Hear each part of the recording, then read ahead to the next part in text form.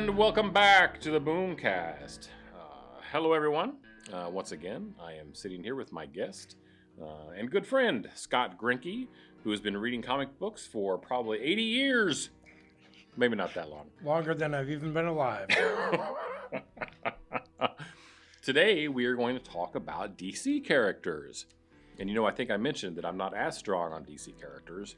I did like the main characters, but there are some that I was familiar with. Hopefully, the comics intelligence gives me some that I can talk about.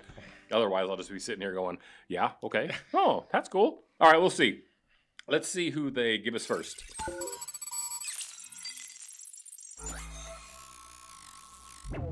Green Arrow.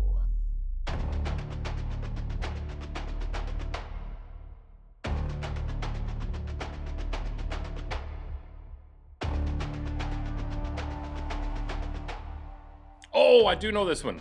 Green Arrow. Everybody knows Green Arrow. That's a core character, right? Yes. Green Arrow, of course. Now, this is like, I think we talked last time when we talked about Hawkeye. Yeah. Hawkeye's kind of a clone of Green Arrow, right? Green Arrow definitely came in front of Hawkeye. How far? By a good 20 years. Whoa. Whoa. But it should be interesting to note that, of course, both are inspired by Robin Hood. Robin Hood, yeah. It seems like Green Arrow is almost like directly inspired, at least by look. Yeah. You know, he looks just like Robin Hood from the stories. Yeah, for sure. I liked Hawkeye a lot because it's obtainable. Oh, right? That's right. Kind of. But, you know, I like those kind of characters because it's something that a person can do. It's different than, like, Superman. Right. And unlike Batman, Green Arrow is really focused on one aspect, archery. One skill. One skill set. The best at this one thing. Exactly. Right. I always liked Green Arrow as a kid. I probably had just a few issues here and there, but I'm well aware of who Green Arrow is. Green Arrow is the oldest character that, compared to any of the Marvel characters we talked about last time. Yeah. So, Green Arrow started in 1941.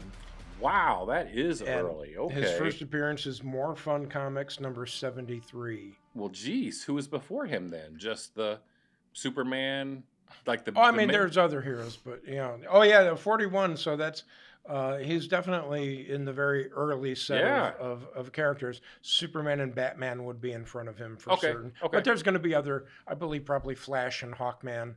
Not getting into. We're Hawkman pre-41, huh? Yeah. Wow. As far as superheroes go. Look, I'm not stating this definitively. Mm-hmm. Who knows? Because there were other Golden Age characters. I think there was a Golden Archer. I'll state it this way. He might be the first superhero Archer character. Oh, okay. And if he wasn't the first, he was amongst the first. Okay. Definitively predates Hawkeye by a few decades. Right. Initially, Green Arrow was actually... in concept and writing, past Robin Hood, he was very much kind of like a Batman clone. Yeah. You know, he had an arrow cave. No. And he had an arrow cave, an arrow car. He had an arrow car too? He had an arrow car too. Was he rich? And he was a multimillionaire. Oh. Well, maybe Batman was popular. So he had a lot of Yeah. You know, he borrowed a lot of attributes from Batman. Yeah. The millionaire, aspect has been kept. With that character throughout his many rewrites and retcons. Yeah. Where they sort of restart him. They've always sort of kept that Queen Industry, Queen Industries? Queen Industries Okay. as... Is he British? I wonder if he's British. No, he's American. He's American? Okay. He's American. Okay. Now, for the first part of his existence, he was beardless. Okay, I'm not familiar with that. I always saw him with the right. beard, like with the Van Dyke beard. Yeah. Okay? So the person who gave him the Van Dyke beard was noted comic artist Neil Adams. Okay. One of the best. 1969, he gave Green Arrow the Van Dyke beard and Brave and the Bold number 85. And then not long after that, in Justice League of America number 75, he lost his fortune, started to be outspoken on the political left. That was the first time in that issue that they started the pairing of him and Black Canary, which is a pairing which has lasted to today. Okay. I know who Black Canary is. What year was this, you say? When and that was in 1969. Okay. Well, that kind of makes sense of the times. Right. Yeah. Now, in the early 70s, this sort of led to a resurgence of Green Arrow. He was paired up with Green Lantern. Oh, well, that seems odd, but okay. And I know. And initially, and of course, the only link is green. Green, I know. But you had Green Lantern, Green Arrow. Green Lantern's solo series was turned. It was like a Power Man and Iron Fist thing. You had Green Lantern, Green Arrow. Well, that I didn't know. And the initial pairing, though, was handled by two of the powerhouses in comics. You had Dennis O'Neil writing. I know the name. Yeah. And Neil Adams was the artist. Yeah. Okay. You had a very powerful duo, and they did a story that is still talked about, where Green Arrow found out that his sidekick, Speedy, was a drug addict, was a heroin drug addict. Okay. And that for that time period, doing such a story was very on edge and very radical. Edgy. Yeah, that's edgy. And this is a sidekick character. Right. And Speedy, huh? Yeah, that's his name. I tried not to smile when you said that, but I lost the battle. Yeah. I know. That sounds like a Flash character. You know what I mean? Right. Yeah. Was it a Speed character? No. He just he wore a red costume instead of a green costume. But I guess in terms of why he's called Speedy, that's mysterious. But yeah, funny enough, much later, Alex Ross contributed that Speedy might become Red Arrow, which seems a lot more logical. That I like. Because red was always his color. Yeah. At a certain point, a lot of the original Teen Titans changed their alias. Yeah. So Speedy became Arsenal in the main comics, and that was his new name, Arsenal. These don't seem to fit very well with who this guy is. Which I was never in love with that name. No, Arsenal doesn't. I so much like Red Arrow better. Red Arrow's great. The original Green Lantern series, Green Lantern, Green Arrow, it got canceled in 1972 with issue 89. 4 years later, Green Lantern, Green Arrow was relaunched. And back in those days, they would just continue the numbering. They wouldn't start with a new number 1. So it started with 90. Okay. Well, after a little while, Green Lantern became solo again. And Green Arrow moved over to World's Finest, which is a Batman Superman team up. Yeah. But he moved over as like a solo backup story. Okay. And that continued for a while. His first solo title, self-titled book, was in 1983, which you consider it. That's a long time. That's over 40 years. Yeah, that's 40 years where he was a supporting character. Yeah. Well, I guess you could say with Green Lantern, Green Arrow, he had a shared title. Okay. But that's a long time for not having a solo title. What about Justice League? Yeah, and he was a part of the Justice League. Yeah. Okay, so he continued on through that. Okay. And his first title was just a 4-issue miniseries. Yeah. His next miniseries was in 1987. Yeah.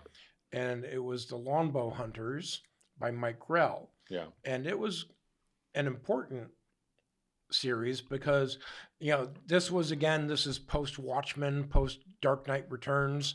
Right. So it was taking sort of a grim and gritty look at Green Arrow. Controversial in one way. They took away the trick arrows. Well, that is controversial, right? It is. No, it is. Because they were a huge part of his character up to that point. But Green Arrow was just for that miniseries and for the regular series that followed. Green Arrow was using just regular old arrows and sometimes maiming and sometimes killing people. This was in the 80s? Yeah. Late 80s. I wonder why. I wonder why that decision was made. Late in that series, after Grell had left, Green Arrow died. Oh, okay. It was blown up in a plane. And that sucks. And his son, Connor Hawke, became the new Green Arrow. Okay. And you know what? That seems to happen a lot. yeah, You know, passing the torch. that's It's like a common story, a common trope. Yeah. well, and DC does it more than Marvel. Do they? The torch passing. Yeah. We already talked about Flash, right? From Right. Barry Allen to Wally West, and Yeah. and then to Bart Allen. So Sure. DC has lots of torch passing. Okay. That kind of makes sense because how long can these characters exist? So it makes sense that they've built in a way to logically continue on, right? Well, Spider-Man other would be than 80 the fact, years old, right? other than the fact that comics can keep the characters at yeah, they can keep 30 years of age for 80 some years, That only lasted about 37 issues more. Yeah. And then that got canceled, and Green Arrow got resurrected. Of course. Yeah. No, wait a minute. No, when you said post Batman Returns, it's post publication, not post story, right? Right. Post publication. Okay. So Watchmen and Dark Knight Returns sort of brought around a grim and gritty era for a lot of characters. Right. Reinterpreted like that. Yeah. And they definitely, that had influence over Green Arrow. Okay. And honestly, even the reinterpretation of Hawkman, who we've already talked about. Right. I'll repeat again, his wings are not part of him. But when Batman Returns is one of the greatest comic stories hands down made, right? Yes. What they did to Green Arrow in that was pretty rough because it just it implied that Superman just took his arm off of him. Oh yeah, right? Yeah. And I love that part where Ollie, Green Arrow, was talking to Bruce Wayne, and he looks at his sleeve that's all folded up, and he just says, "It still hurts when it's cold sometimes," you know. And I'm like, man, this is awesome, but it's dark, but it's awesome. That's always been like the key moment, my favorite moment with Green Arrow, because you take everything from him. That's very funny. Initially, when you're talking about Dark Knight, I'm like, oh, are we going on a tangent? And you're like, no, we're not. Green Arrow's a big part of that. Yeah, he was. He plays a big part in that miniseries. He does. A very important part. And yes, it hints at a very dark event with Superman. Yeah. That Green Arrow wouldn't stop when everyone else stopped, and Superman used his heat vision to take his armor away. Yes, you will stop because I'm Superman. Yeah. And the government controls me now. And it's a brilliant piece of work. Mm-hmm. Anyway, Green Arrow, he's awesome.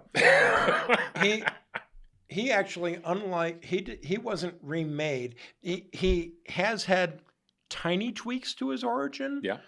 But he did not get the major makeover like Green Lantern and Flash did, where you had all new characters, a new costume.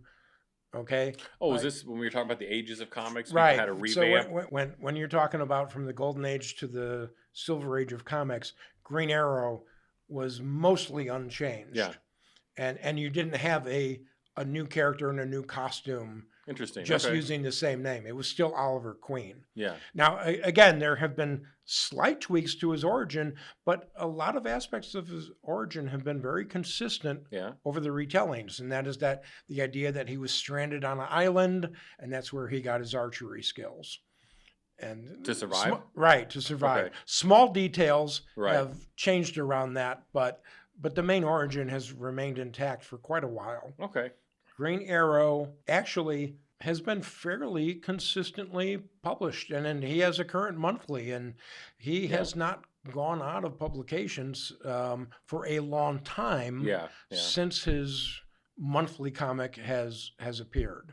So he stays popular. And he remains in comic view. Yeah. The thing that obviously we have to talk about with Green Arrow is in media, before Arrow hits, we have to say that Green Arrow was a big part of Smallville. We are right. And so much so that the Justin Hartley Green Arrow was like a regular supporting character. Yeah. On that. And Smallville paved the way for the Arrow, series, which launched Arrow was like a restart and a launching point for a whole series of shows that became known as the Arrowverse. Arrowverse, yeah. You know what? My wife's mother and father were in their 80s. and they loved that show. Yeah. they watched the Arrowverse shows, So I never did because I just don't watch a lot of TV. Right. But it was probably well done, Yeah, yeah. So Arrow lasted for 8 seasons. That's a respectable amount. That is a long time. Name-wise, I think he's popular, just like a lot of these other characters are. You always have to look at audience in terms of comic core audience. Yeah. And then outside of comics. Okay. Any longtime reader of DC absolutely knows who Green Arrow is. He's, he's in that second tier. Yeah. Of, if top tier is Batman, Superman, and Wonder Woman. Yeah. Then Green Arrow is absolutely a second tier character, along with Green Lantern and Flash. Right. And Hawkman and that sort of bunch. So we're fans. All right, Green Arrow. He's cool. All right, well, let's see what's next, Scott.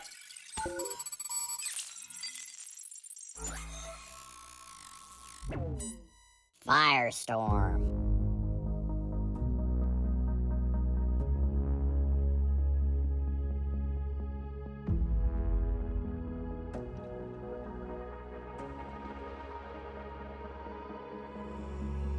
Oh, now here's a character I can get behind. Let me tell you, I liked Firestorm.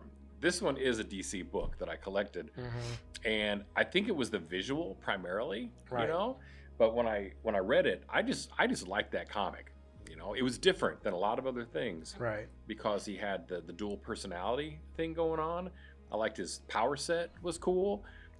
This character I did really like. I like this one a lot, but I don't think a lot of people know who he is. I would agree with that. Yeah. Outside of, again, longtime DC readers will certainly know who he is, but he wouldn't be a second tier character. No, he'd be about a third tier character. Sure. Yeah. Because he's had some longevity now, but so Firestorm, the Nuclear Man #1, premiered in 1978. I'm gonna, well, that's why I know. 70s, Yeah. 70s premiered so many cool characters. Yeah. It really did as a time period. Interesting to note, though, his first series only lasted 5 issues. Yeah. 5 issues and then canceled. And they even had a 6th issue that was never published. It was part of what they call the DC implosion, where they just canceled a whole bunch of series at once. Yeah. And had unpublished issues. After that 5-issue series, not too long after, they came in with The Fury of the Firestorm. Yeah. And that lasted over 100 issues. I think that I had the original because the origin story was in the original. And I remember that one and how it happened. I've always kind of dug this character quite a bit. He's one of the few DC characters, like you say, third tier, that I'm familiar with. Yeah. I just like that hair, man. The fire for hair. I just always dug that. And I also like the fact that the two personalities, the professor and the young guy, or the names, I guess it was Ronnie Raymond was the college kid or something, right? And the professor, Martin Stein. I'm kind of looking up to make sure I'm right. Yeah, Martin Stein. And they're fused, and Martin Stein was like a disembodied personality who was always talking to him. And Ronnie Raymond wasn't he's not like a super smart guy. He's just like a normal guy like you and me. Right. And Professor Stein was always like, no. This is what we got to do, right? Yeah. So it was way different it was pretty original, I think. Oh, definitely. His series ran for actually exactly 100 issues. Yeah. No, hold on. I was right. Total issues, 105. Okay. Is what it's saying. I thought it went a little bit over. Firestorm, as a character, a relatively newer character in the 80s. Yeah. I always thought he had, especially with Ronnie Raymond, I sort of felt like they're going essentially for like a Spider-Man type appeal. I thought so too, yeah. Well, you had that aspect of it, the fresh, inexperienced kid, the new superhero on the block, making mistakes and such. The pairing, the fact that him, and it wasn't just him, but him paired up with Martin Stein. That was a really wonderful aspect of it.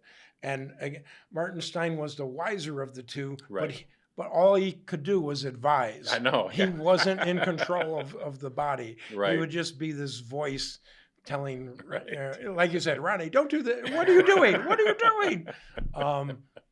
Officially speaking, Firestorm is one of these characters who is almost too powerful. Yeah. Like he can literally, his power is transmutation. He could he could change the atoms of something coming at him into something else. Right. And permanently, right? Because I saw a comparison between Green Lantern and this character. When Green Lantern creates something, it's temporary. Not only is it temporary, it's like it's a green energy approximation. It's not the real thing. Right. So yeah, Firestorm can rearrange molecular or particle structures of any substance into almost anything else, creating different atomic structures of equal mass. He can transmute. Right. Like that's insane. Yeah. And I think we mentioned this before, that sometimes when you start getting to that realm, you start kind of losing interest in that kind of thing. It's too powerful, right? But I remember him just blasting people with his hands, with the fire, just like, brr, brr, brr, brr, right? Well, that's what I thought was cool. He could fly. Right. He could fly. I don't remember too much about the transmutation thing. I mean, there was some, but I didn't realize the power level that it could achieve, I suppose, right? Perhaps only he might have been, his limit just might have been Ronnie Raymond's ignorance. Okay, yeah. Like not knowing how to really, that could have been his limit, not the power he was capable of, but his limit of what he could actually do. Okay, well that's cool. If there's a limiting factor, is cool. then that's fine. Yeah. Like Martin Stein alone as Firestorm probably would have been much more deadly and powerful because the guy's a scientist who understands all that stuff. Right. The Martin Stein thing, it was also a lovely mix because Martin Stein was like a mentor to Ronnie, but then there'd be times when maybe Martin Stein might have been too reserved to do something and Ronnie's youthfulness might have been what was correct for the situation. Yeah. So it was, from a writer's standpoint, it was an interesting mix. Yeah. Who created this? Let me look up who. Oh, well, Al Milgrom was the artist, so we all know who Al Milgrom was. Jerry Conway. Yeah, Jerry Conway. I don't. Jerry Conway is a very prolific writer. Yeah. Especially in the 70s, and Jerry Conway wrote a lot of Amazing Spider-Man. Oh, okay. And some of like the really definitive era stuff, like Jerry Conway, I believe, is the one who killed. Really? Gwen Stacy. Oh, Gwen wow. Stacy. Okay. And then the other part of that being didn't just kill Gwen Stacy, but killed Green Goblin as well. Right. Because that was the end of that arc. So his run on Amazing Spider-Man was 111 to 149. Yeah. And that includes the Gwen Stacy stuff. And that includes the introduction of the Punisher. Oh, no kidding. No kidding. Okay. Okay, so that's probably his biggest run, but I'm going to tell you, Jerry Conway was all over Really? He just wrote, I can't even track how many books he wrote. Really? And how many different, he was so prolific during the 70s and 80s. Well, that's cool. So that's a big writer. There's a sad part of Firestorm. Yeah. Well, it's funny too, because I'm going to tell you at the time, it was kind of interesting and kind of exciting. But towards the end of the run of Fury of Firestorm, after a certain point, they dropped Fury of and it just became Firestorm. Yeah. They started making changes to the character. And initially, when reading them, it seemed like, oh, this is cool, this is new, this is exciting. Yeah. But in retrospect, they took the character way too far from the character's roots. Oh, okay. And that happens, I guess. And one of the first things that happened, Martin Stein became terminally ill. They paired Ronnie Raymond up with a Russian, Mikhail Arkadin. So they changed who the second person was.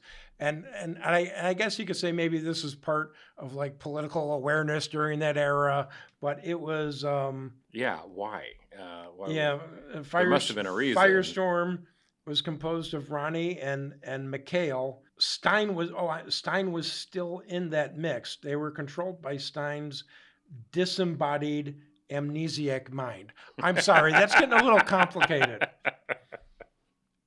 And even that was short-lived. So the big change they made, which took the character further from the roots, they literally did like a retrofit for his origin. And they decided that, or the writer then, it's actually, I'm going to state, I like this writer, is John Ostrander. And I like this writer. Yeah. The original writer of Suicide Squad. Yeah. And an amazing writer. But the next change really did take Firestorm too far from his origins. Yeah. And he changed Firestorm to a fire elemental.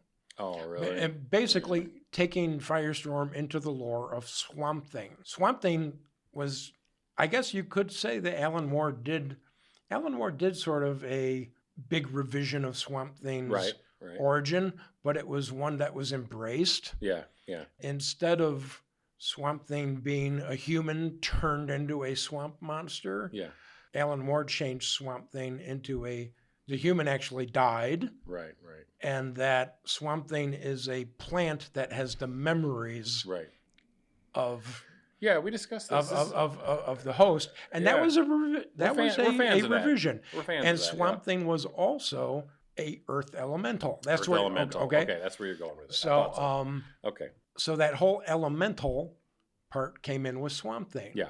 So they decided that Firestorm wasn't just two individuals that got combined from a nuclear accident. Yeah. That he was in the new retro origin, Firestorm, the fire elemental was supposed to be Stein alone, but Ronnie Raymond somehow mixed up the what Firestorm was supposed to be. But they turned Firestorm into a fire elemental. And they changed the whole look of the character. Yeah. And it eventually just got very far away from what the character... Oh, you know what? You really dampened my enthusiasm. I'm sorry. For this character, Scott. If I can show you the fire elemental phase, because it's a very different look. That's the fire elemental look.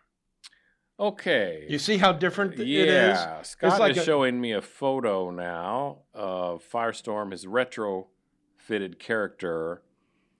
It looks like a cosmic character. Yeah. It looks like... Yeah, that looks like a cosmic character. See, and the hair's way too much. That's not... See, that's not what I liked about him. That's too bad. He's still active? The fire elemental part was... I don't know if they ever retroed it out, but that was like diminished. Oh, Lord. Firestorm came back for a third volume. Yeah. That time, though, it was Ronnie Raymond instead of Martin Stein. Ronnie Raymond was pitted in the Firestorm Matrix, they call it, with Jason Rush. Okay. An Afro-American youth. Okay. As the disembodied voice, or? I think Ronnie Raymond was the disembodied voice. Okay, we're getting way too... Okay. And Jason Rush was the active controller of Firestorm. Interesting. Okay. This character's been through a lot. He has been through a lot.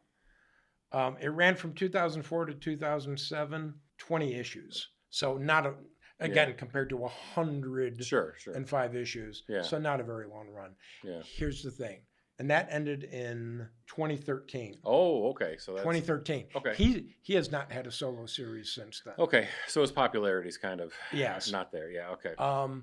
And what I would suggest to DC is go back to the roots. Sorry, Jason Rush. Go back to Ronnie Raymond and Martin Stein. Right. Forget Fire Elemental. You want to bring the character back, go back to the character roots. All right. And get rid of all the stuff. Because it was a origin and a mixture that really could just go about anywhere that a superhero comic could go. Yeah. And you can still have Ronnie Raymond mature within the character. It was a well-designed, or you could keep him young forever. Who cares? But it was something that worked. Yeah. Sometimes they introduce changes for the sake of changes. Oh, it's getting boring. We got to have changes. Right. But these changes are not always good for the longevity of the character of the book. And sometimes they're really fixing something that isn't broken. Yeah, that's the way I look at it. Someone just wants to put their own stamp on it. Yeah. Right. Yeah. Well, shoot. Sorry if I diminished. Man. I just really like that No. original run of Firestorm. If I'm to say anything to end on Firestorm, I think there's a reason why the original series lasted longer. Yeah. And I think there's a reason why the character has not had a solo series for a while, and that is that they've convoluted the character. Yeah, it sounds like it. Way too much. Yeah. And the answer is right in front of you. Right. Bring the character back to their roots. Yeah. In the Arrowverse version of Firestorm, I think it starts with Ronnie Raymond and Professor Stein, but you actually have a Jefferson Jackson. The second Firestorm was in Legends of Tomorrow. So you did have, and Jason Rush eventually appears in the Arrowverse as well. So I guess they were changing up the Matrix. Dude, let's just move on. I know, yeah. You've already killed this character for me. That's too bad. Sorry. I really appreciated that. I thought it was really cool when that first run that I had. Like I collected those, you know. Hey, I didn't kill the character. Scott! They killed the character. You just made me aware. See, I would have never known though if we hadn't done this show. Oh well. But Al Milgrom was the artist. I think Al Milgrom did. I just know the name. I mean, Al Milgrom. He's like a legend of artists, so he must have been really active, doing a lot of cool stuff at the time. I associate him more with Marvel than DC. Yeah, but he was artist on a ton of books, virtually a ton. Yeah. All right, cool. All right, let's see what's next. Hopefully, next is something that I'll know more about. Okay. Or at least I'll be able to contribute. I mean, I know a little bit about Firestorm, but I didn't know all that stuff, right? All right, let's see who's next.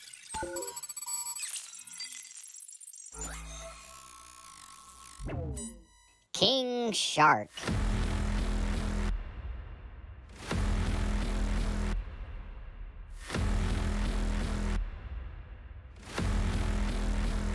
Okay, well, Scott, it didn't happen.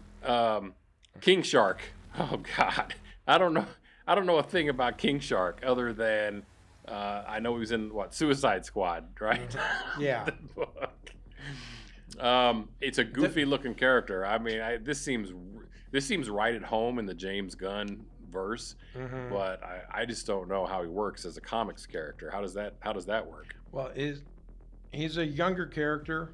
His first appearance, I guess, first cameo appearance, Superboy Volume 4, number 0. Yeah. His first full appearance, Superman Volume 4, number 9, but 1994. He's a Superman villain or a Superboy villain? Superboy, and this is the Connor Kent version of Superboy. Okay. Not Superman as a boy. Connor Kent was a clone of Superman and Lex Luthor. We don't have to. Kind of like a love child of Superman. If Superman and Lex Luthor had a child, it is Connor Kent. Oh my God! So he's a clone involving DNA of both of them. Hey, I didn't. Again, I'm not the writer of that. It's not your fault. Yeah. But I'm saying he's introduced in the universe of Superman. Yeah. I did not know that. I thought he would have been something else. Obviously, he originated as a recurring enemy of Superboy. Of course, he appeared in Aquaman, that makes sense. You would think he would have debuted in Aquaman, right? Especially with the understandable cliche of heroes fighting villains of the same type. Of their type, right. Well, what is he? What is King Shark? Is he a mutated shark? I mean, what the hell is that thing? He's a humanoid shark. His father is the king of all sharks, also known as the shark god. Okay. I'm literally going to say this is one of the characters I know the least about. Yeah.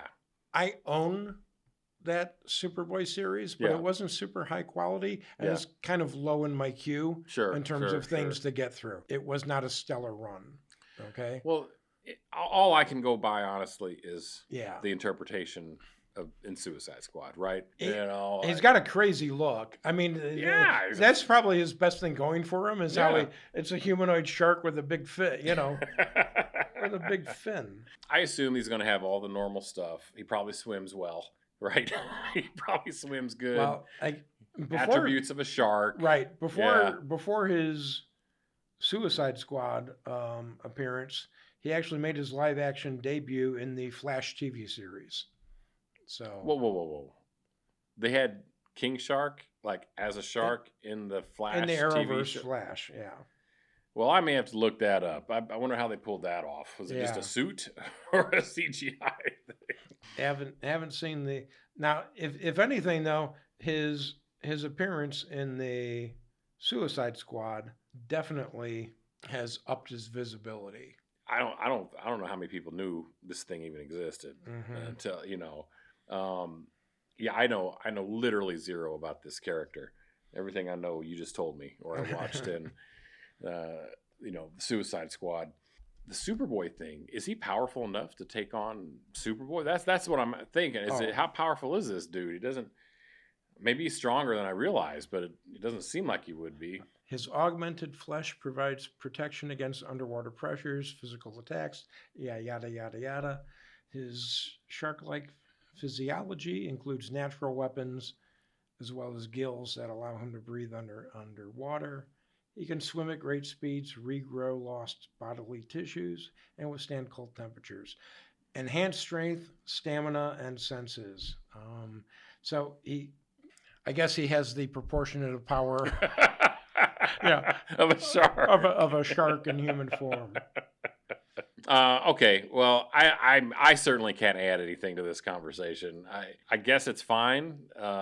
I just don't know anything about this thing. So let's see. He was in the second Suicide Squad film. He was, yeah. That's okay. What it was, yeah. Which was super goofy. Super goofy. Right. I mean, not bad, but even though the first Suicide Squad takes some knocks, I kind of like the tone of it. Right. Yeah. I don't know. It just I don't want to say anything about James Gunn because I think he did a really good job on Guardians, Superman, all that stuff. Suicide Squad was so jokey, though. I mean, it was a comedy, right? Basically, gotcha. So as such, I haven't seen it yet. I'll watch it, but it's probably not going to be my favorite film. Again, just literally, I like more serious superhero. I films. do too. That's my viewing preference for superhero films. Right. I like ones that take themselves more seriously, and I usually don't get into the ones that are like all comedies or one line after another. Yeah. Well, there is some really funny stuff in it. You will laugh. Yeah. But again, the tone is it's hard to take it seriously. Right. That's the thing. Gotcha. Yeah. But let's just move on. I don't have much to say about King Shark. King Shark. He's got sharp teeth. Great look. Great look. Yeah. Hey, I have one last thing. Wouldn't it be cool if Marvel versus DC, King Shark versus the Rhino? Oh yeah, I see. That would be cool. That would be cool. All right. Let's see what's next.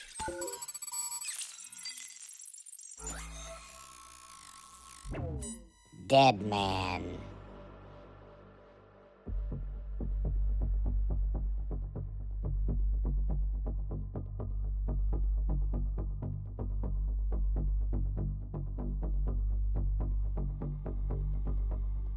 Oh, Dead Man. Now, this is an interesting character. I really like Dead Man, too. Not that I had a lot of books. I like the idea of him a lot, and I like the look.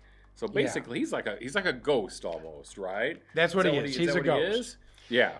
And his power is the ability to possess a human body and now that's cool. And take control of it. That's different. Yeah, now that's different. Now that's cool. As a ghost, he was a circus performer, and as a ghost, he's stuck forever in the suit that he was performing in. That's where it comes from. Yeah. So that's why he's got that jumpsuit. Yeah, with the big D on it. That makes me. What did he didn't know he was going to die. But his first appearance, he's a '60s character. Strange Adventures number 205. Okay. Strange Adventures. That sounds more like a more of a horror kind of themed thing. I don't know if that was actually very common for Marvel and DC during the '60s. Yeah. To change over titles that were traditionally maybe sci-fi or horror based, Yeah. and start to introduce heroes Oh, okay. into those titles. Okay. In the same way that Tales of Suspense, Yeah. which was initially science fiction, Yeah. introduced Iron Man. Interesting. Okay. Tales to Yeah. Astonish, Yeah. again, same sort of fare, horror and sci-fi, introduced Ant-Man. Interesting. Okay. Okay. Yeah. And Strange Adventures, similar title, was eventually given over to the Human Torch, Doctor Strange, Nick Fury, Agent of interesting. S.H.I.E.L.D. That's cool. How And they had that, and DC was doing a lot of the same stuff. Yeah. That, so like Strange Adventures introduced Deadman. Yeah. You had Brave and the Bold introduced Justice League. So a lot of these books have their origins in books that are not titled what they are. Right. They're just introductory books. And Because I think we mentioned this last time. Showcase Yeah. introduced Flash and Green Lantern, the Okay. Silver Age ones. Okay. And Brave and the Bold, I believe, also introduced the Silver Age Hawkman. Okay. So for the era, that's normal. That's the way it would be. And for that era, Yeah. so that was actually very normal for them to take an existing anthology series Yeah. and to suddenly change it to a superhero lead. Okay. And you can see issue 205, like there's a lot of There's a lot of issues before, right? in front of that. Deadman, he was introduced by Arnold Drake and Carmine Infantino. Okay. Yeah, I'm not. I don't think I'm familiar with either of those names. So Carmine Infantino became one of the definitive Flash artists okay. later on, Yeah. like very stylized artist. Yeah. And in the latter parts of the original Barry Allen Flash run, Carmine Infantino was like the monthly artist for a long, long time. Really? Okay. But it should be noted that Neil Adams also had a impressive early run on Deadman. Yeah. And the involvement of Neil Adams, of course, really propelled that run to be perpetually in people's minds. Right. So was Deadman a superhero? Is he classified as a superhero? Is that because it seems like Yes. Yeah. But definitely not your standard superhero. Yeah. Right. Deadman has kind of a unique origin. Yeah. All right. So Deadman is Boston Brand. He's a circus trapeze artist. The reason why he has a D is that Deadman is actually his stage persona, which is kind of weird, I know. That is strange. Red costume and white corpse makeup. He's Wait, murdered. whoa. You mean he looks like that before he became Deadman? Yes. Okay. I guess you could chalk that up to like Johnny Blaze becoming the Ghost Rider, right? Because of the name. Right. Brand is murdered during a trapeze performance by a mysterious assailant known only as the Hook. His spirit is given the power to possess any living being by the Hindu goddess Ramakrishna. Okay. To search for his murderer and obtain justice. So from the origin, this is a character that had a very specific mission. Yeah. To find out who murdered him. A revenge mission for himself, right? Right. Okay. Of course, most of his publication has been him getting involved in things that have nothing to do with that mission. Right. I just like the way he looks. Plus, I just like the name. Yeah. Deadman's a cool name for a character. Well, right. He's appeared consistently all throughout Yeah. DC's history. Yeah. Like, people just love bringing Deadman into their stories. He's been paired up with Batman a lot, which in the way that Batman is a detective, that sort of makes sense. Yeah.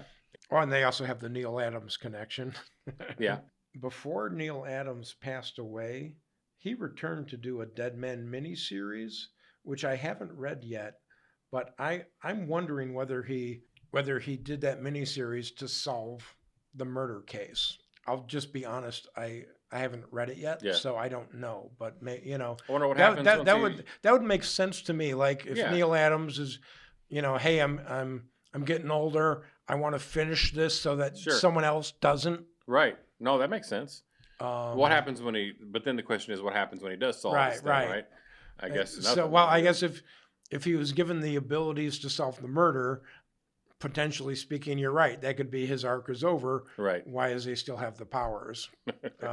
So potentially speaking, maybe that's why he never solves the mystery. You wouldn't think of this type of character as a team member. You know what I mean? It seems like he would be a solo act because of his power set's a little different. You know? The only team I could think of him being in was maybe Justice League Dark, which is made up of all supernatural characters. You mentioned that. Okay, well I guess that makes sense. Which it's a series, as a newer series. Well, here's the fun. I owned them all, but they're in the queue. I'm sure you got a lot in the queue. I own them all. They're in the queue. I don't know if he's a consistent member. I'm willing to bet that he's probably a member of Justice League Dark. Yeah. Or if he isn't a member, that he probably makes numerous appearances. Okay. All right. That would maybe be the biggest fit for him. Yeah. DC's not too big on supernatural teams, though. Yeah, the supernatural thing. I just wish it leaned more towards stories of the possession. There's a lot of there's a lot of fodder there, you know.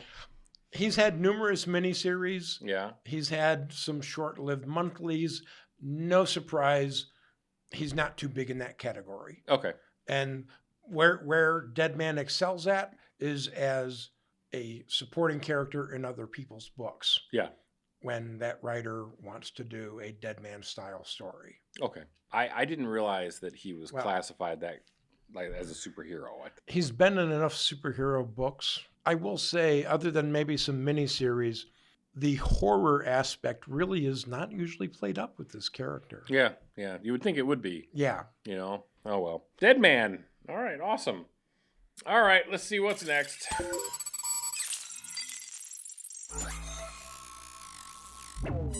Power Girl.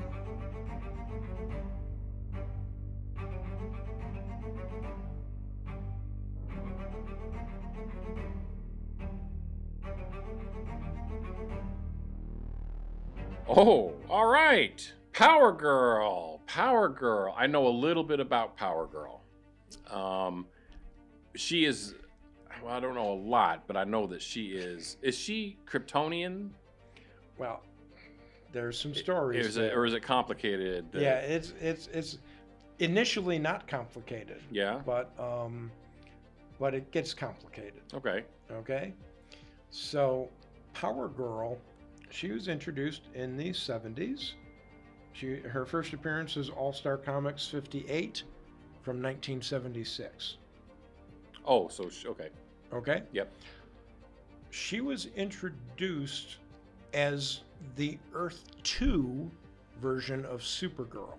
Wait a minute, before you go on, is Earth 2 just another Earth in this timeline, or is it a multiversal kind of It's thing? a multiversal. Okay.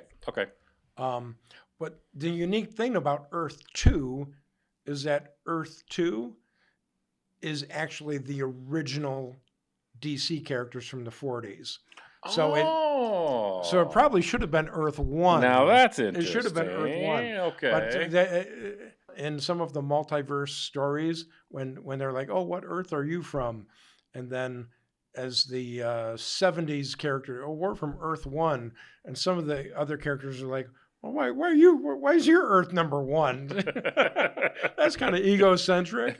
But I guess the Earth 2 heroes let that one slide. Okay, good. Because the Earth 2 heroes were the original heroes. Yeah. And that's where you get the original Superman, the original Batman, the original Green Lantern, Alan Scott, the original Flash, Jay Garrick. Okay? Oh, okay. So they were retroactively made to be in Earth 2. That's kind of cool, rather than just like forgetting about them. Absolutely, it was cool. Yeah, that was one of the biggest moves they ever did. So, Supergirl had existed from 1959.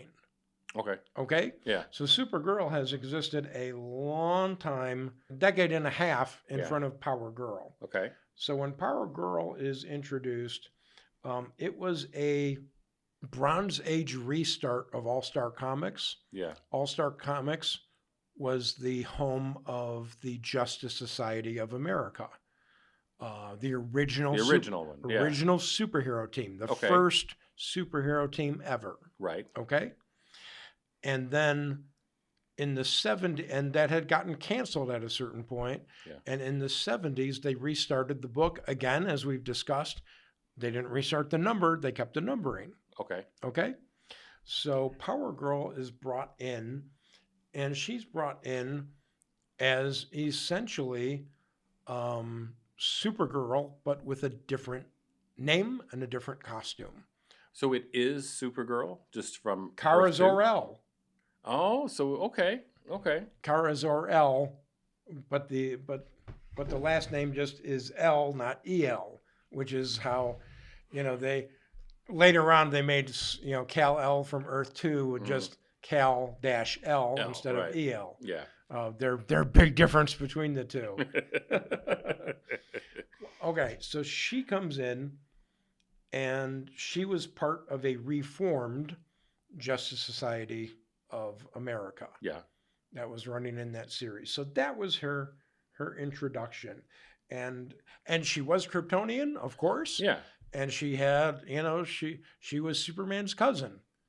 Okay, so it's a multiversal thing. Right. It's right. it's a multiversal character. So that's right. Where the confusion comes in is when DC had the Crisis of Infinite Earths, and they collapsed the multiverse to one universe. Yeah.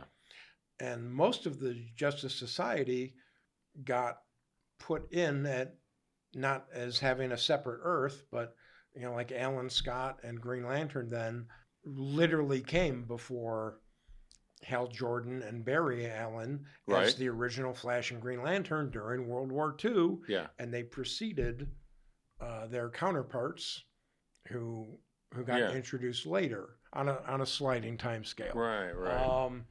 As part of this retrofit, though, they didn't want to have two different Batmans and Supermans, so Batman and Superman were removed from the Justice Society of America.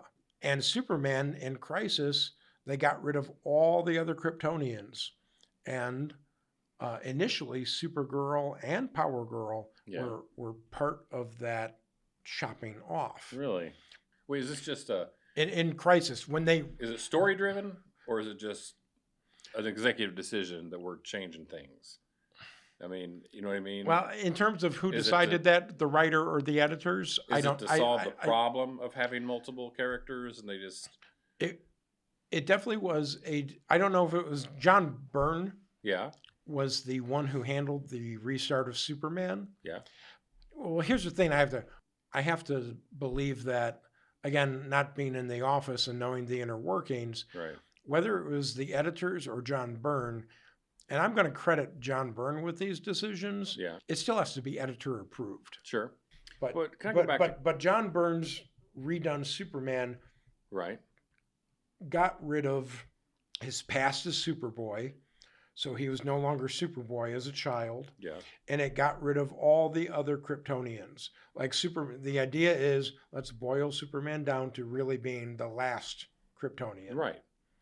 Which is what most people believe, and it was a reset for the character. Now, I guess what I'm asking is Crisis on Infinite Earths? Yeah. Is it a story-driven reset? Like there's something happened in this that allowed them to restart the characters? Okay, so that event allowed them to just like okay. So just continue. Okay, great.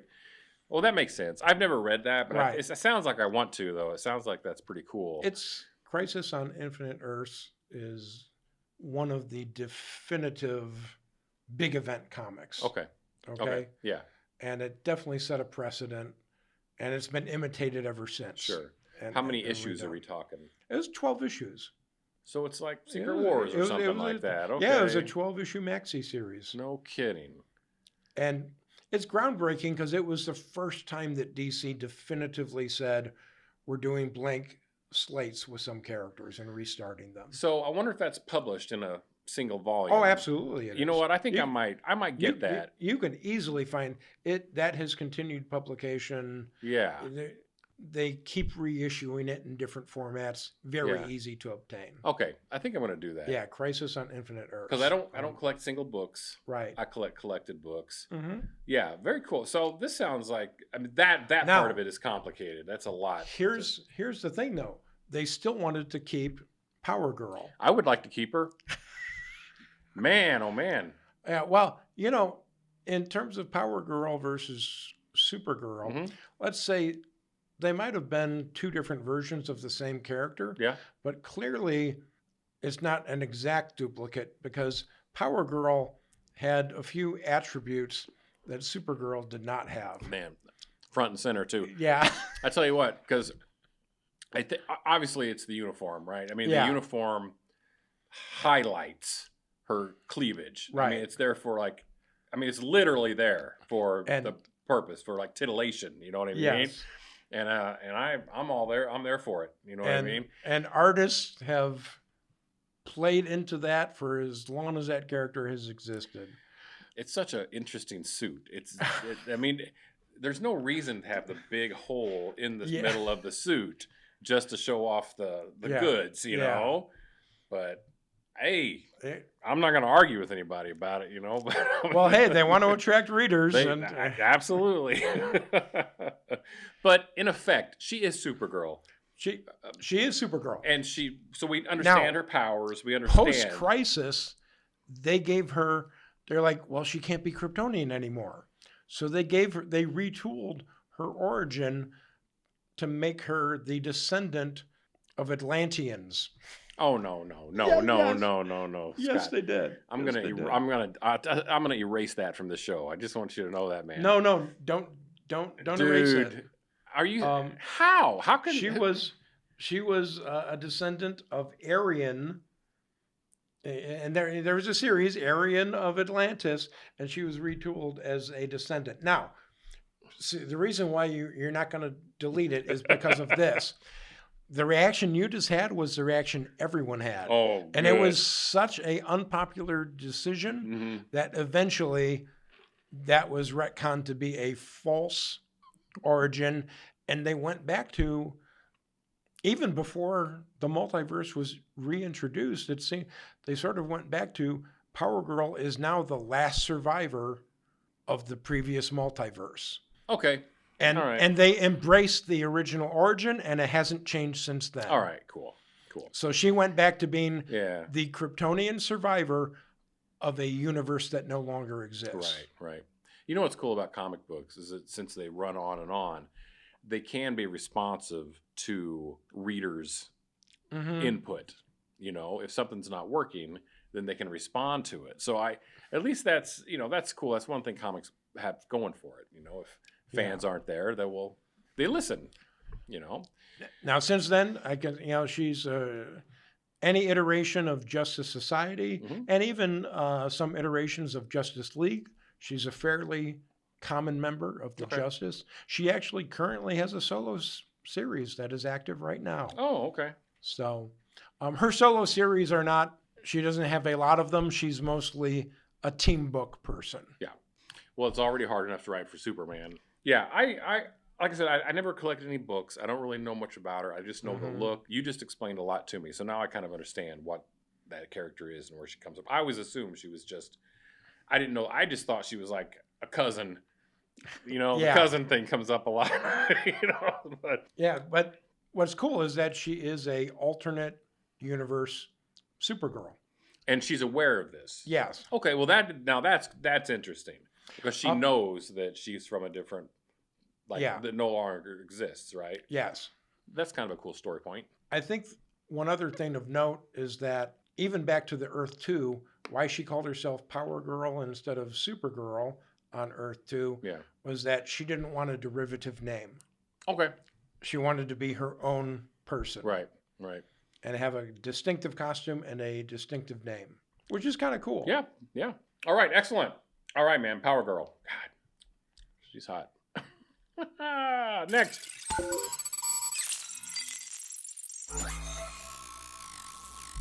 Wonder Girl.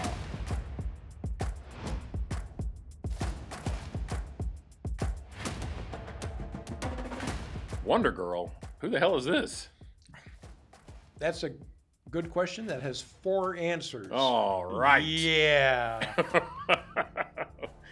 Wonder Girl has suffered during long publication. I can tell you that much. How popular is this character? It The- doesn't sound like... Well, just because... I'll tell you this. Because of the name, there will probably... If there's a Wonder Woman, there's always going to be a Wonder Girl. Is it part of that? Yeah. Oh, okay. Yeah. So, the first Wonder Girl is actually kind of like with Superman. Mhm. The first Wonder Girl is Wonder Woman as a younger person. Of course. Okay. Okay. Of course. Does it take place in like the Amazon or wherever the hell she's from? Well, not. She is an Amazon living on Paradise Island. Okay. A teenage Princess Diana first appeared in backstory all the way back in Wonder Woman 23, 1947. Oh, wow. Okay. But it wasn't called Wonder Girl until much later. Wonder Woman number 105 in 1959. Okay. So that's the first time it was identified as Wonder Girl. And not to get into, there was a Wonder Tot as well. No, there's not. Which was Wonder Woman as a baby. Sometimes Wonder it sounds Tot. like you're making things up. No, Wonder Tot. So from Wonder Woman 124 onward, Wonder Woman, Wonder Girl, and Wonder Tot frequently appeared together in stories that were labeled impossible tales. With DC, long before there was Elseworlds, DC had these sort of imaginary stories, like versus the real stories, right? Right? Yeah. They're all stories, but let's say non-continuity stories. Okay. Outside of canon. It's kind of like, outside of canon. The last significant appearance of Wonder Woman as Child Wonder Girl was in November 1965, issue 158, and they break the fourth wall, and the artist puts Wonder Girl and Wonder Tot to rest. I think the most famous and iconic Wonder Girl is the second Wonder Girl. Yeah. And that was the Wonder Girl and honestly, the second Wonder Girl is the one that I grew up with. Okay. It's the Wonder Girl from the Teen Titans. Again, a teen version of Diana or a different character? No, this is now a different character. A young. And the character. A cousin? Well, we can get into the origin, but the character had a completely different name, Donna Troy. But Troy. Yeah, Donna Troy is the name of, that's the name of the person who is the second Wonder Girl. Introduced in 1965 in Brave and the Bold, number 60. Okay. Interesting to note, initially was just introduced as Wonder Girl. Yeah. And it wasn't until Teen Titans number 22 that they gave this Wonder Girl the origin. Okay. And gave her the name of Donna Troy. Yeah. So Donna from Troy from the same place as Wonder Woman, right? And because Troy is the name of the family, it's a family name, isn't it? Yeah. Okay. Okay. This is where it gets convoluted, though. Oh, boy. Because Donna Troy has been retconned 6 times. I'm just going to tell you the original origin because, quite frankly, every rewrite was just got more and more convoluted. Really? Okay. So Donna Troy was a human. Yeah. Rescued from an apartment building fire by Wonder Woman, took her to Paradise Island to be raised as an Amazon by Hippolyta. Okay. Wonder Woman's mother. Right. Her mother. So that was the origin of Donna Troy. I actually, that's great. It's simple. Right. It's really simple. Young girl, human, rescued by Wonder Woman, orphan, taken to Paradise Island, and trained as an Amazon. Yeah. That was Wonder Girl. Yeah. Renamed Troy. Right. Gave her the name Troy. Okay. And that was the Wonder Girl for a long time. Yeah. You're going to notice a trend here. the start of Wonder Girl's troubles came with Crisis on Infinite Earths, All right. which simplified and retooled Wonder Woman's origin to the point where they were not wanting a whole lot of wonder this or wonder that. Yeah. Then they tried to link Donna Troy to the Greek Titans and she was Teen Titans, but Right. still, it got worse and worse. Really? Okay? And there came a point when Donna Troy gave up being Wonder Girl and her new name was Troya. And I'm the audience, I'm making a face. Troya. That name was thankfully short-lived. Mhm. But later on, almost like Jessica Jones, they wouldn't call her Wonder Girl again. Yeah. They couldn't call her Wonder Woman, Right. even right. though she'd grown older. Right. So she literally in comics, she's just usually just called Donna Troy now. No kidding. Like its own publication, or just no, in I'm general? saying like in the books that Just Donna she's Troy. yeah, So just, there's no just hero Donna name. Troy. There's no Okay. hero name. She's Okay. Donna Troy. Donna Troy.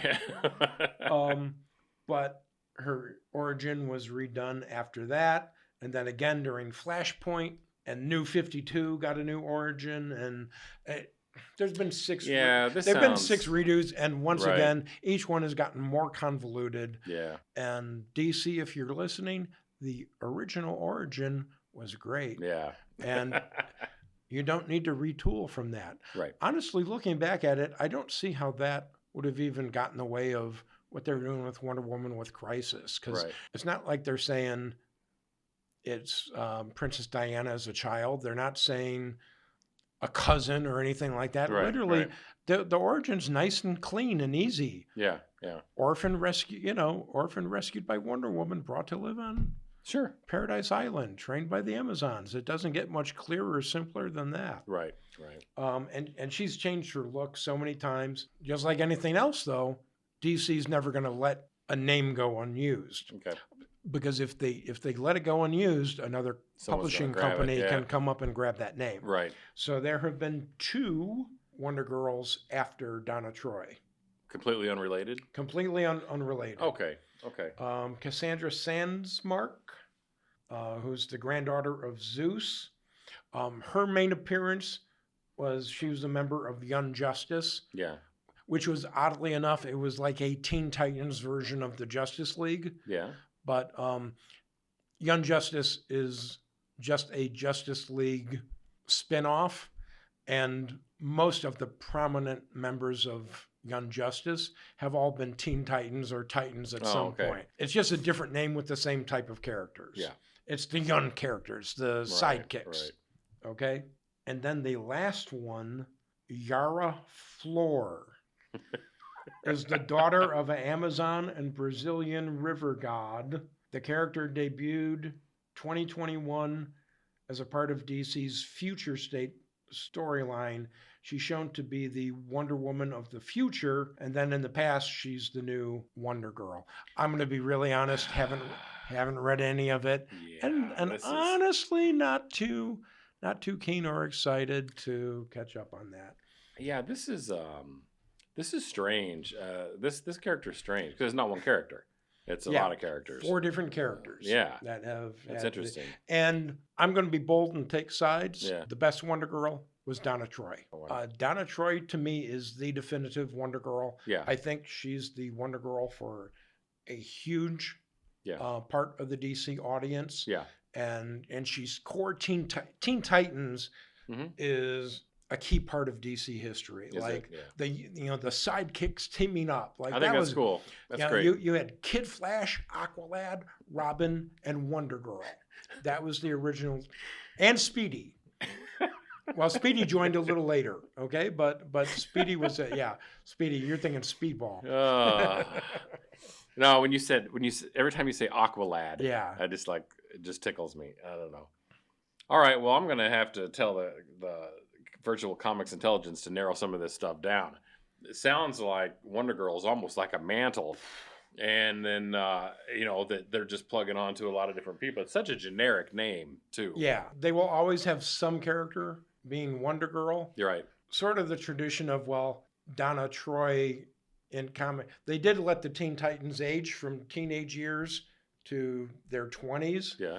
Even though they've been in publication for many decades. Yeah. But they let them age like maybe a decade Yeah. in comics. So to a certain extent, Donna Troy will probably never be called Wonder Girl again. Yeah. It's actually sad because she was the best Wonder Girl. And Scott, I can tell you, man, I'm always impressed by, your not only your knowledge, but your like dedication to this comics thing, man. You've been doing this like forever. How long? 40 years? Oh, since I could read. Yeah. Yeah. I mean, God. I mean, so I'm not certain when I started reading, but obviously not as a toddler, but I don't know. I'm gonna guess 7, 8, 10 years of age, something like that. That's when I started. Yeah. So maybe subtract a decade from or 7 years from my life, and that's how long I've been reading. Wow. comics. So these characters we just talked about in DC, you got any particular fondness for any particular one of them? Like, which is your favorite? Oh, okay. I'm just gonna say it. I still think I just really have a soft spot in my heart for Firestorm. I know most people would probably say Green Arrow. Yeah, I'm probably going to say Green Arrow. Yeah, Green Arrow. But here's what I'm going to say. I'm going to agree. If I had to pick a second one, it would be Firestorm. Yeah. And Firestorm as a hero done wrong, unfortunately. Yeah. Well, Scott, I really appreciate it. I love doing these shows. You're the only person I can talk comic books with that I know. Everybody else just they're filmmakers. You're a filmmaker too, you know. You've got this great hobby that you've kept on forever, and I would like to put in a purchase offer for your collection because I think I could probably put together like $300 or $400 if you're interested in letting go of some of your books, just a few thousand. What do you think? Well, let's see. I could let go some duplicate issues for that. Why do you have duplicate issues? But it's all gonna be recent stuff and nothing worth much of value. I'm sorry. Man, oh man. Definitely none of my copper ages. Oh yeah. I bet those are probably getting up there. They're probably worth something, right? Well, you gotta do something with them someday, Scott. What are you gonna do? You just gotta keep going and just give them to the Smithsonian? They'll be when you're 90. Some relative. One of my cousin's kids will be a happy person one day. That's all I'll say. And they'll be happy not because they're interested in comics. They'll be happy because they can sell it. Yeah, exactly. All right, buddy. Thanks for coming in, Scott. I really appreciate it, and I will talk to you soon. Thanks for having me.